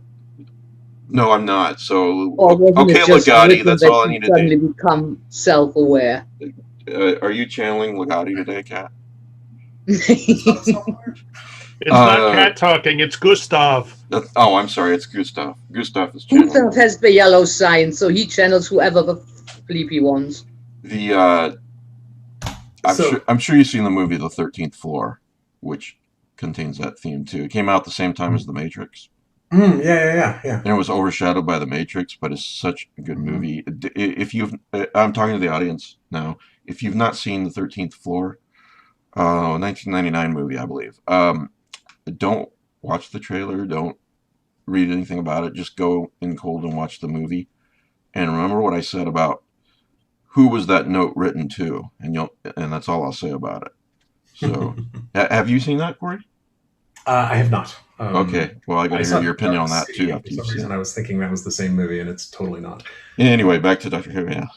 Corey, can you look up the name of the actor who played Lovecraft? Are you talking to me? Yes. His name's Alan Marriott. I came prepared. He's done a lot of voice work, and he if you listen to the episode, he talks a bit about doing the character at the end. He did one other Big Finish audio before. It was also a Sixth Doctor audio. And one of the things he gets to do, I just want to make sure to say this before I forget, because I kept waiting for it to happen, and it totally did. So one of the things, the Doctor's companion Flip, one of the reasons this that is not a spoiler, is it? What's that? This is not a spoiler, is it? No. It's giving away a joke. Okay, all right, yeah. So one of the ways that the companion is a source of information about Lovecraft lore, because the Doctor doesn't know that much about it, is she played her cousin played Call of Cthulhu and let her play a few times. So she's like, so she read the Call of Cthulhu rule book, right? That's great. And so there's this point where everyone keeps talking about Cthulhu and raising Cthulhu and everything, and he finally just pipes up and says, "Excuse me, it's pronounced Cthulhu." And there's just this stone silence. You're right. You're right. It wouldn't have been good if It just kind of moves on. that had to happen in the audio drama. You're right. And yeah, I was waiting for that the whole time, and it was great. But Did anyone then pipe up with "No, you're wrong"? The human voice can't really say it properly, or anything like that. No, I don't. No, nobody actually managed to jump in there. That is funny though. Yeah, that's great. But there was there is a lot of they actually directly examine, and they completely lampshade the idea of separating an author's beliefs from their work and your enjoyment of their work. Right. What you said about Dan Simmons made me think of that, and what's going on with J.K. Rowling recently, and some other authors who folks might find controversial, and so that is definitely directly addressed here, which I don't know if that's just a pleasant coincidence that this was. I don't know when this story was written. Should we be talking about this in front of Langan though? I mean,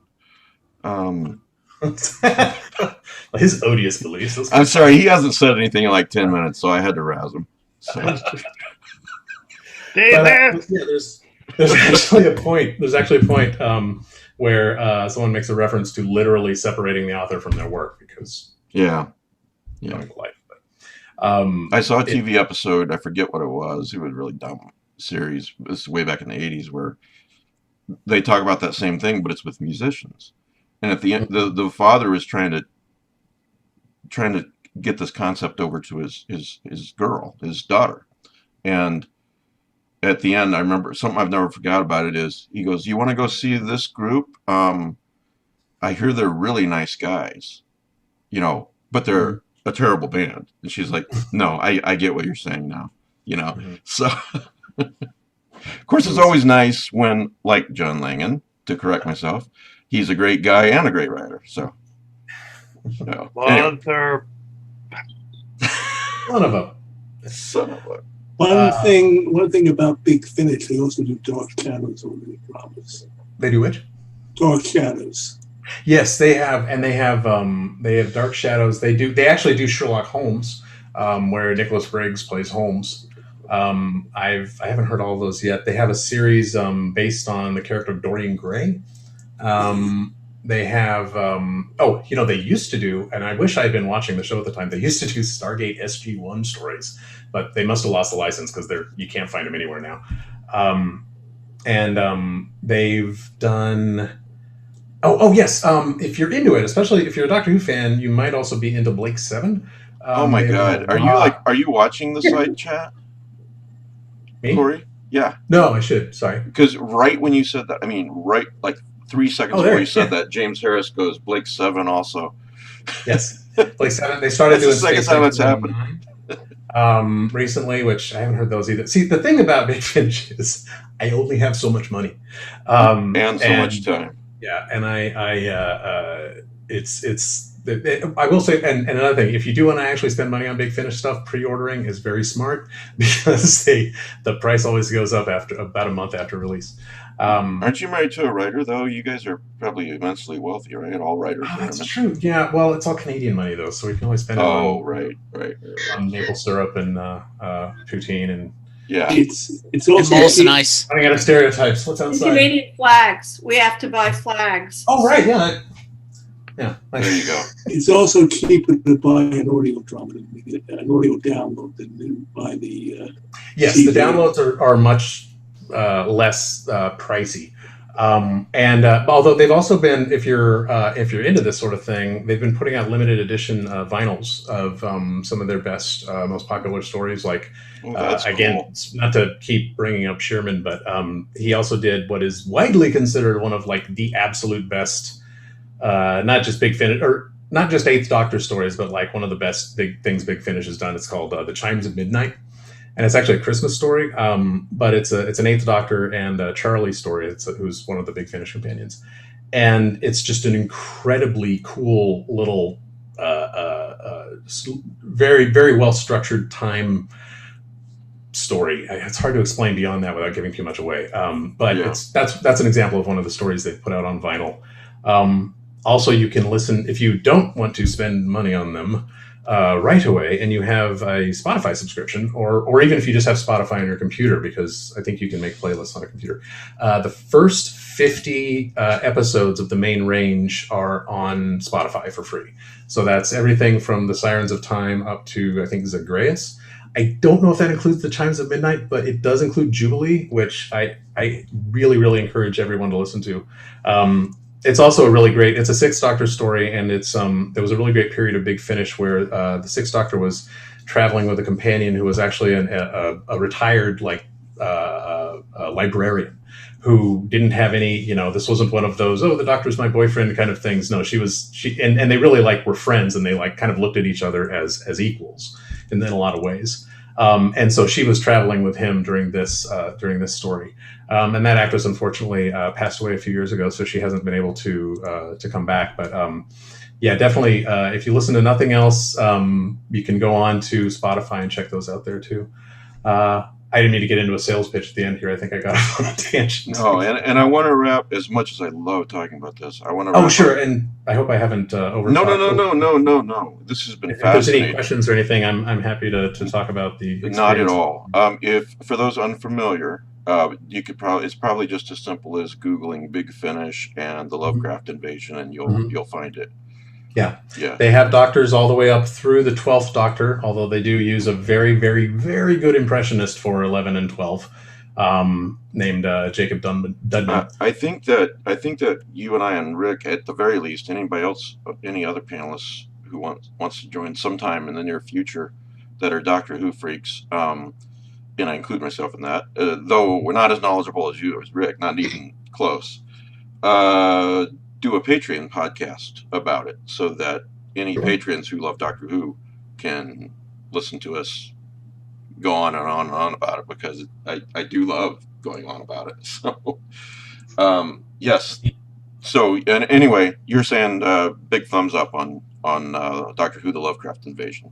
Yes. Okay. Yes. It doesn't slow down. If you think that classic Doctor Who stories tend to drag or feel stretched out, this is just it's 4 parts, but it just it's pretty nonstop. And I definitely recommend giving it at least 2 listens as well, because there's a lot going on right at the beginning. But one important thing, it's going to feel like you're meeting a character, Calypso Jones, at the beginning that you should know a lot about, because, like I said, this starts in the middle of the action. This character is entirely new. This is an episode that you don't really need to have heard any of the previous stuff. There's not really a big through arc in these. That's true of a couple of, and I mentioned this, I think, a few weeks ago when we talked about Doctor Who for about 5 minutes. There are a couple of the new Who episodes that are like that. If you know that the Doctor is an alien who travels with human companions much of the time and is a time traveler, then that's all you need to know. One of those we've mentioned, Vincent and the Doctor. You could watch without really knowing anything other than what I just said and very much enjoy it. Another one that's an excellent story where with the 10th Doctor, that he's not actually in all that much. He's more of a side character in his own show. Episode is I'm sorry, what was the first Weeping Angels one? Is it Blink? Blink. It's called. Oh shit! Am I muted? No, you're not muted. But no, it's not Blink. The Weeping Angels, the very first Weeping Angels. Yeah, it's called Blink because he says don't even blink. Remember? Because Blink. I'm sorry. I thought you said Blink. Sorry, I Blink. It's which is a Stephen Moffat episode. The guy who would go on to be the showrunner for 11 and 12. Yeah, Blink is another one of those. So well done. Blink and Vincent and the Doctor, and also, of course, back to the audio drama, Doctor Who: The Lovecraft Invasion. So yes, if you're a Lovecraft fan, Lovecraftian themes, all that stuff, but only know that much about the Doctor, you should enjoy. Sounds like Doctor Who: The Lovecraft Invasion, regardless. So yes, all right, yeah. About characters coming out of nowhere. Sixth Doctor was notorious. It was a trial of a Time Lord. Mm-hmm. He introduced the companion from the future. Yes. You never, unless they made an audio drama, you never learned how he became a companion of the Doctor. Well, they and I'll try not to stretch this out too much, Mike. Big Finish did a regeneration story for Six.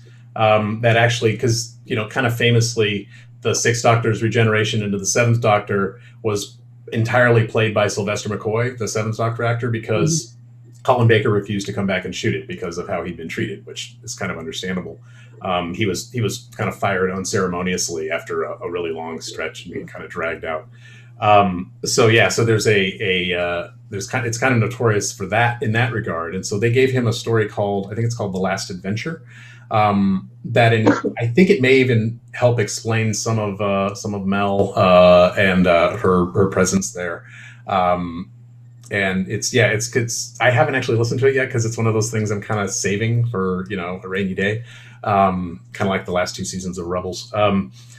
But it's they've given him a full arc, I think, because in so many ways the Sixth Doctor really lives in audio in much the same way that the Eighth Doctor, yeah, mostly lives in audio. And I wanted to, before I forget, because James in the chat is spoiling everything. I was also going to mention. Well, he's not spoiling stories. He's spoiling what you're going to say. He has recently. Big Finish has scored the Impossible Unicorn. They have talked Christopher Eccleston, the Ninth Doctor, into coming back to the role, and they've got 4 box sets. Well, box sets, probably like multi-story sets planned. There's nothing else known about them right now except that it's going to be him. They haven't talked about who else will be there, but they have a whole Torchwood line, and all the actors from Torchwood are in there, including Jack. There's a whole separate Captain Jack storyline. So we could see any number of characters. Rose has come back in the audios. So it's very exciting. As soon as new news comes out about that, I will email it to you. Okay.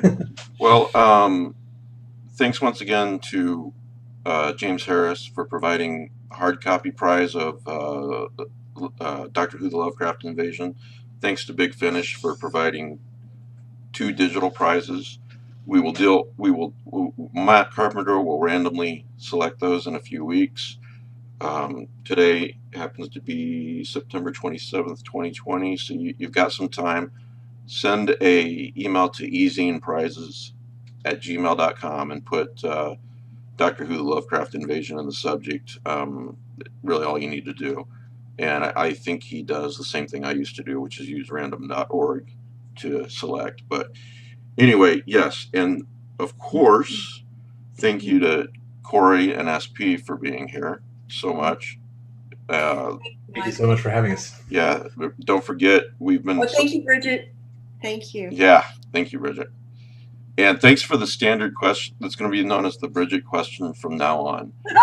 Hey. That you'll have to ask every guest. That's a great one. All right, fair enough. So yeah, thank you very much. And we've been so excited talking about Doctor Who here. Don't forget we talked. If you came in late, don't forget we talked to SP Muskowski about her books, and especially the Skaloot cycle. That very well done small town with dark themes, dark secrets theme. The 2 latest are The Worst Is Yet to Come and The Best of Both Worlds. Anyway, seems like every week I look at my notes and I think, man, am I going to really fill the time here? And then every week I'm looking at my notes going, okay, that's going to have to go to next week. So, which is a good problem to have.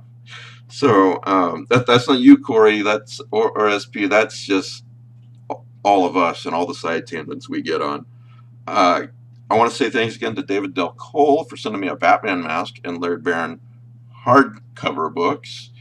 I really appreciate that. I want to say thank you to Kat Pulver for. I got these 2 packages on the same day.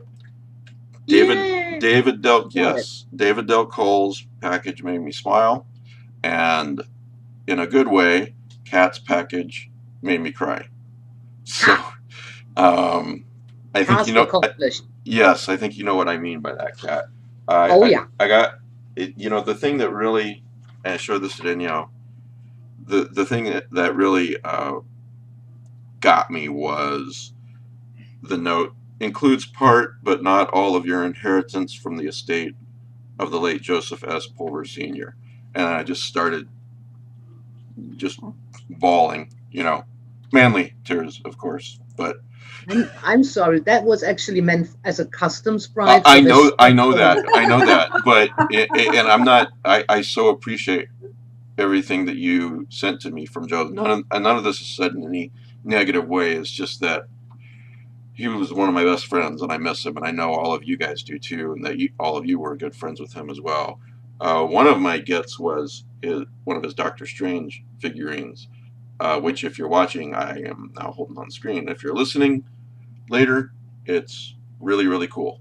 So, and I got some letters from Willem Pugmire to Joe Pulver from way back in the day, before people sent emails. So I got some pretty cool stuff. Thank you, Kat. My absolute pleasure. Both. Yes. When I came across the letters, I've been spreading them around a bit. Yes. The Doctor Strange figurine was something he had gotten for Christmas, and due to several reasons, never really fully noticed. So I figured it was going to find a nice new home with you. Yes, and it will. It is. Feel free to share them around or do whatever. I figured with you, they're in the best possible hands. Yes, Rawlik, I decided like that. Deal with it. No, I hear Pete got some pretty cool swag too. He got Mentalos, and he got enough. I got 2 Daredevils.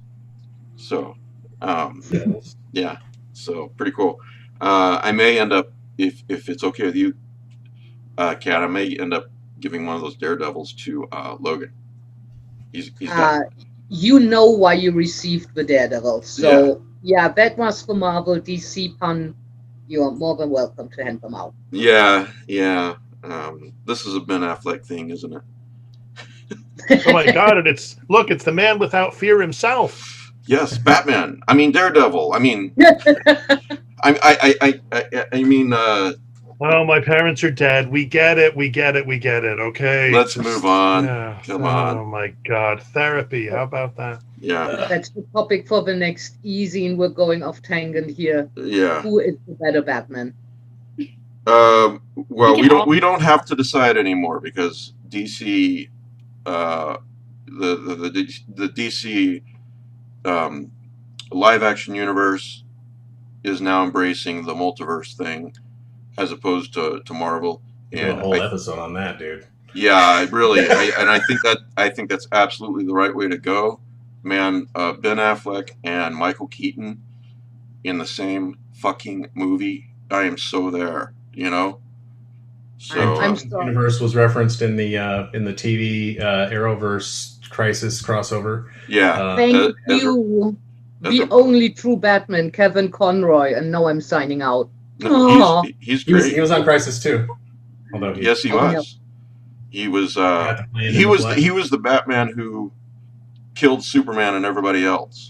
He was basically, he was like kind of like the Kingdom Come version of Batman in terms of the having to have all the yes, but in his personality, without being the Batman who laughs, he basically did what the Batman who laughs did, was kill. Way more like the Dark Knight Returns kind of version, but even more like crossing the line to the logical eventual outcome of a war on crime. All right. Well, we have 5 minutes before YouTube gets all weird on me. I want to fit in a couple of things. The latest episode of The Boys, I want to say until now, this has just been a fun show for me.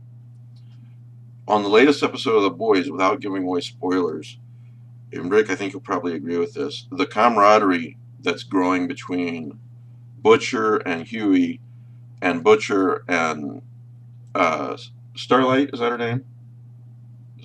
Yes. Yeah, and Starlight. At the beginning of the episode, she's like, fuck you, I don't want your respect and everything. Don't forget Frenchie. Yes, and Frenchie too. Yeah. Huey and Starlight, or Butcher and Starlight? I've only read the comics. I haven't watched the show yet. Both of them. There's in the latest episode. You can see this growing camaraderie between, well, as Rick just kind of pointed out, everybody. But in that scene at the end with Butcher and Huey and Butcher and Starlight, and Starlight says something to the effect of, Huey. It is Huey, right? She goes, he's too good for either of us, and Butcher goes, yeah, you're right. I just thought it was such a great episode, and I had to say that. Next weekend is the virtual H.P. Lovecraft Film Festival. I'm only gonna be on this 30 seconds because we talked about this in last week's episode and had Gwen Callahan here. You can get the details there, but it's October 1 to 4. And 1 week from now, of course, as always, we're going to have a Lovecraft Easing live video cast, but we're going to stop after about an hour and 20 minutes because at 8:30 Eastern Time, which would be 5:30 Pacific Time. I hope I'm remembering this correctly. Yes, You I am. do. All right, so we're going to do a Yep. Joe memorial, whatever you want to call it. I don't know if memorial is the right term, but we're several of us are going to talk about Joe Pulver. I asked Gwen. This is the important part. How people can get in on that panel and the other panels. Do they need to buy a ticket for that day if they have not bought a ticket for the entire virtual convention? And she said no. If you buy, she said buy a ticket. If you're not going to watch everything, buy a ticket that lists the movies, that has the movies that you most want to see for that day. So if you buy a virtual ticket for Friday, you can watch the movies on Friday, but you get in on the panels of any day. So just an important distinction there. Go to hplff.com, click on the Portland portal, and pretty much from everything there is everything that you need to know, or just of course Google H.P. Lovecraft Film Festival Portland. That would do it too. But hplff.com. So we'll be talking about Joe this time next week. Was it John? Was it you on the when we did a Patreon hangout the other night? We were talking about how much we're all looking forward to Antlers, the movie that produced by Del Toro, that keeps getting delayed because they really want it to come out in theaters. And it's based on a short story that's actually it was not me, but I'm happy to take credit for that. Okay, well, we'll pretend it was you. Called The Quiet Boy. Maybe it was Rick. Rick knows everything. I was gonna say it was probably Rick. Yeah, probably. It wasn't me. All right, then it had to be Pete. Maybe. I don't know who it was, but anyway, it's called The Quiet Boy, and it's by Nick Antosca. A-N-T. Oh, okay. Yeah, Nick is a fabulous writer. I don't think I've read him at all. Yeah. He won an early Shirley Jackson Award for maybe a novella that he wrote. Really? And I'm a horrible person because I can't remember the title of the novella, but it was because just of terrific. That. Yeah. Okay. Nice, Davis. Yeah. Listen, everybody, Mike was out of his mind on mushrooms on Thursday night, so that's part of the problem. It's just that, no one could understand. I mean, I don't want to be the one to have to bring it up. He's got a problem. We're just lucky it wasn't recorded, that's all. One guy from Yuggoth, he was screaming and he's stuffing. Oh, it was awful. Yeah. It's the stuff of nightmares. Exactly. Anyway, you can read this story for free. It's called The Quiet Boy. It's online at, I don't know what this is, guernicamag.com. Just Google The Quiet Boy and Nick Antosca, is that how you say his name? Yeah, Antosca. He was involved, he might still be with the Channel Zero TV show. He was maybe one of the writers on it or something like that. Show. So, yeah, he's a very talented guy. Speaking of talented guys that you also really like, John, I want to say that we scored Christopher Woolman, author of Those Across the River, The Lesser Dead, and he's just a fantastic writer. Yeah, he is. He's very good. He's very, very good. He is a I want to say his last novel was something like the Suicide Motor Club or something like that. It's set in the 50s, and it's about a bunch of vampire killers basically. But it's an astonishing. He really is so good. He's why he's not rich and famous. Of course, why any of us aren't rich and famous is a Yes, mystery to yes, me. you especially. It's one of those things where you read him, you're just like, man, this guy he's so good. He's so good with character, but he's also, these stories just kind of roar straight ahead.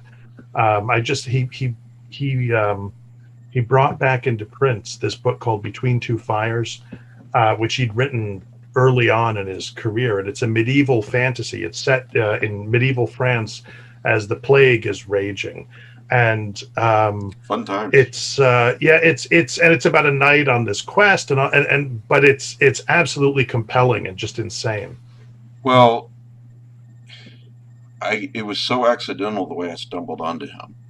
I bought the book and then I got it on Audible. I'm an Audible member and listened to it. It was very well read. I'm sorry, I'm speaking of Those Across the River, which is the only book of his that I've read so far. But it's what's compelling me to throw all the rest of his books on my TBR pile. The lesser, so my mom's like, I let her listen on my Audible account. Sorry, Audible. She's on Social Security. And so she's like, man, of all the books I've listened to in the 2 years since you moved me down here, she's like, this is like the best book ever. Can you get this guy on the show? And I was like, well, I don't. So your mom has to come on the show then. Yeah. Your mom has to come on the show to interview him. That's right. That's right. Come on, she might man. tell more about me than anybody wants to know. So this would be fantastic. That's exactly highest why she ratings needs to be ever. That's right. I want to write in some questions. oh my Yeah, God. yeah, absolutely. We'll have this show will go on for like 4 hours. Yes, I'm just that interesting. Anyway, Christopher Blumen, I hope I'm saying your last name right, Christopher, if you happen to be listening at some point. He's going to be on January the 17th. The lesser. And so is Mike's mom. Yeah, we'll see. But yeah, he's the first. He's got the distinction of being the first writer I've asked on the show because my mom asked me to. So, Good. so there you go. She actively. Well, she boycotted the show for a while when John joined as a panelist.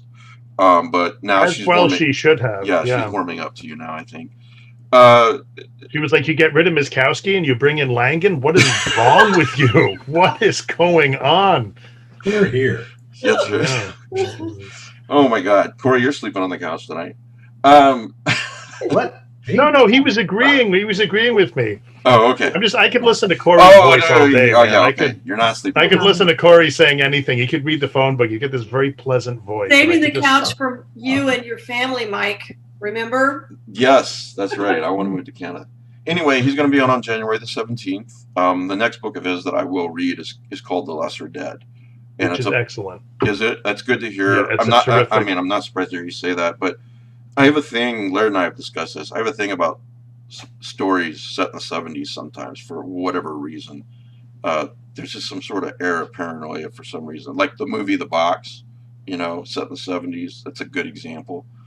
But it's about this vampire, I guess, that lives in the tunnels of New York City in the 70s, and that's really all I know. But I think it's in the same universe as Suicide Motor Club.